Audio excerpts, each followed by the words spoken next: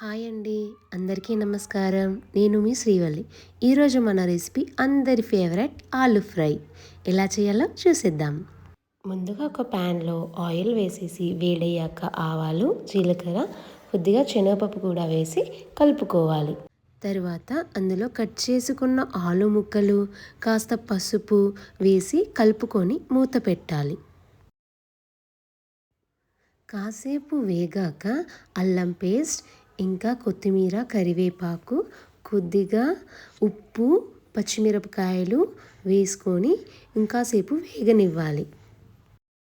కాసేపు వేగాక మనం ఆనియన్స్ని అయితే చూడండి, ఇలా కొంచెం పెద్దవిగా కట్ చేసుకోవాలి. మరి చిన్న చిన్న ముక్కలు కాకుండా ఇలా కట్ చేసుకుంటే మనం తినేటప్పుడు నోటికి తగులుతూ చాలా బాగుంటుంది. ఈ ఆలు కర్రీలో మనం ఇందులో వాటర్ అయితే వేయట్లేదు. సో ఇవి త్వరగా ఉడకాలంటే పైన ఒక మూతలో వాటర్ పోసేసి మనం వీటికి మూత పెట్టాలి. అప్పుడు ఆలు సాఫ్ట్గా ఇంకా ఫ్రై లాగా టేస్టీగా ఉంటుంది. మూత తీసేటప్పుడు జాగ్రత్తగా అందులో వాటర్ అనేది పడకుండా జాగ్రత్తగా తీయాలి. చూడండి, ఇప్పుడైతే ఆలు సాఫ్ట్గా అయిపోయింది, ఉడికింది.